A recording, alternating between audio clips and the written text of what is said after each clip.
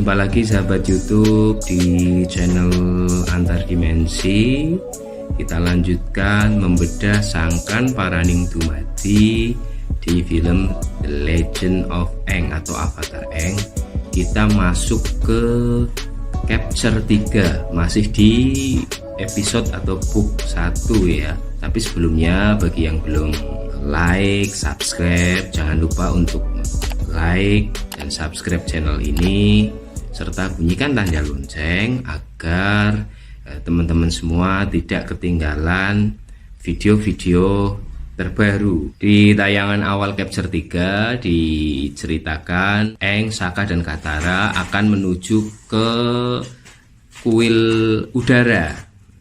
Di awal seperti biasa Aang yang memiliki unsur udara, unsur angin, dia dipenuhi canda tawa, riang gembira, dan di situ Katara mengingatkan bahwa Aang jangan terlalu banyak berharap seperti apa yang dia pikirkan, karena kejadian selama 100 tahun kuil udara sudah hancur diserang negara api. Tetapi karena Aang yang memang mempunyai karakter utama, memiliki daya udara atau daya angin seperti sifatnya angin, dia merasa bahwa itu tidak benar. Dia lebih meyakini apa yang dia yakini. Jadi intinya karena pengaruh daya angin yang kuat, dia memiliki sifat seperti angin, rasa lebih tahu. Nah, itu karakter dasar sifat angin, karena angin itu memang sifatnya ringan dan selalu di atas. Jadi dia merasa lebih tahu. Singkatnya mereka sampai di kuil udara. Kuil udara kondisinya kosong. Nah, pada awalnya ketika masuk kondisinya sangat sepi. Pokoknya rusak karena itu memang diserang oleh negara api. Dan secara tidak sengaja Sokka menemukan artefak dari negara api, artefak topeng dari prajurit negara api yang itu membuktikan bahwa kuil udara sudah diserang, dikuasai oleh negara api 100 tahun yang lalu.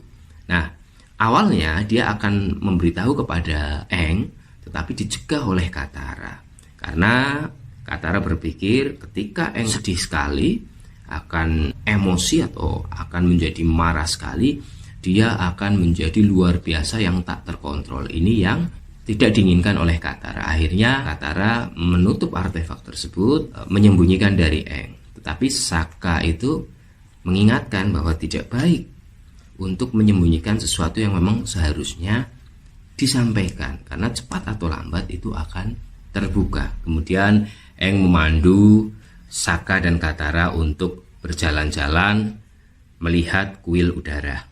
Selanjutnya Aang melihat patung Gyatso, salah satu gurunya di masa lalu. Kemudian dia teringat peristiwa-peristiwa atau dia teringat memori-memori bersama Biksu Gyatso. Ia diberitahu sebagai seorang avatar dan ia tidak menginginkannya. Tapi di situ Biksu Gyatso mengatakan bahwa sebenarnya merupakan kesalahan memberitahu secara dini sebelum umur 16 tahun. Tetapi karena memang alam menakdirkan atau mengharuskan itu terjadi, maka sebelum 16 tahun Aang diberitahu bahwa dia avatar. Nah, maksud dari kalimat ini sebenarnya dalam diulang sangkan Paraning Dumadi memang untuk mempelajari kawruh-kawruh atau ilmu-ilmu spiritual, ilmu kesejatian. Ada keyakinan bahwa ilmu itu lebih baik dipelajari setelah seseorang itu dewasa. Kalau di Jawa ada keyakinan bahwa setelah 40 tahun. Tetapi terkadang di luar kebiasaan manusia, alam menghendaki lain, sehingga untuk manusia-manusia terpilih memang tidak menunggu setelah 40 tahun. Untuk manusia-manusia terpilih, alam itu mempunyai mekanisme tersendiri. Dia memperjalankan manusia-manusia pilihan tersebut, memberi pelajaran melalui alam, melalui ujian, melalui cobaan, dari dia lahir, dari dia kecil, bahkan mungkin dari dia proses kelahiran dia. Jadi proses kehidupannya dari kecil sampai dewasa itu memang unik dan berbeda dengan masyarakat pada umumnya. Nah, ini yang sebenarnya nanti membentuk kekuatan mental, kekuatan jiwa, menjadi karakter yang istimewa dibanding dengan manusia-manusia lainnya. Gyatso mengingatkan bahwa nanti setelah waktunya tepat, setelah cukup umur, Eng akan mendapatkan pembimbing sendiri yang ada di salah satu kuil udara. Ada sebuah ruangan yang itu tertutup yang akan bisa dimasuki ketika Eng dewasa. Dan sekarang setelah teringat itu, avatar Eng kemudian masuk menuju kuil tersebut. Nah, ketika masuk menuju kuil tersebut, Saka mencoba mendorongnya tetapi sangat kokoh. Akhirnya Eng teringat untuk memasuki kuil tersebut harus menggunakan pengendalian udara. Di situ digambarkan Eng melakukan jurus pengendalian udara dan kemudian mendorong udara masuk ke lubang-lubang pintu yang bentuknya persis wajah, hidung, mata, mulut, ya. Yang kemudian masuknya itu bersamaan, di gambar lubang hidung masuk bersamaan, kemudian menutuplah mata satu menutup semua, termasuk mulutnya juga menutup. Nah, apa maksud dari visual ini? Menggambarkan atau memberitahu kunci bahwa untuk memasuki ruang spiritual, dimensi spiritual di tahap awal adalah pengaturan nafas. Jadi dimensi spiritual itu sebenarnya sangat sulit dimasuki ketika orang tidak tahu kuncinya. Sangat kokoh, didobrak dengan kekuatan fisik dia tidak akan bisa. Harus dengan kekuatan spiritual yang dasarnya adalah pengaturan nafas. Dengan pengaturan nafas, kemudian dengan semedi atau meditasi, maka digambarkan matanya tertutup, mulutnya tertutup.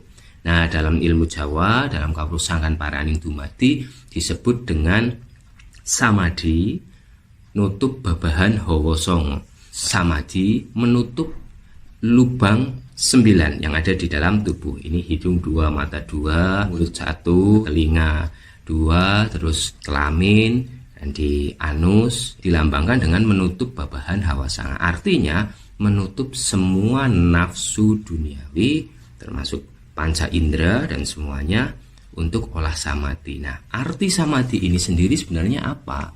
Samadhi itu berasal dari bahasa Jawa yang artinya melingkupi.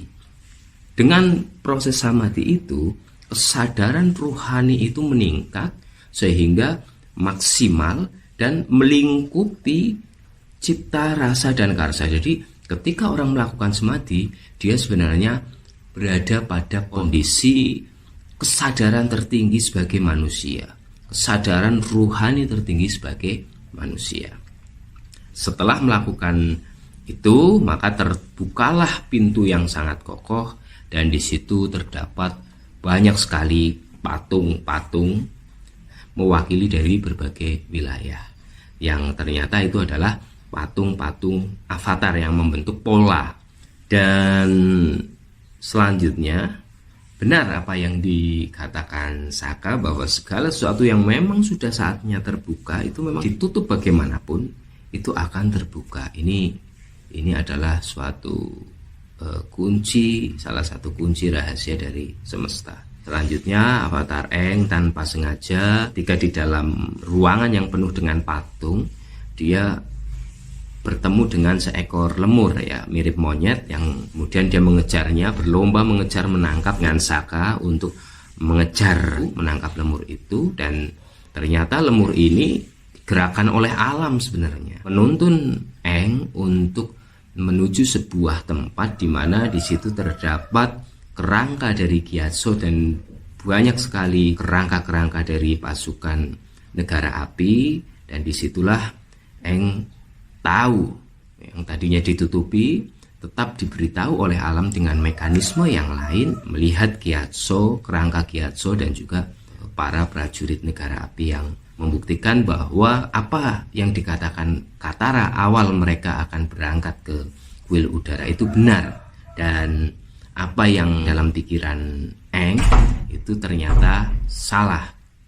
Nah, sampai jumpa lagi di tayangan berikutnya. Jangan lupa untuk like dan subscribe.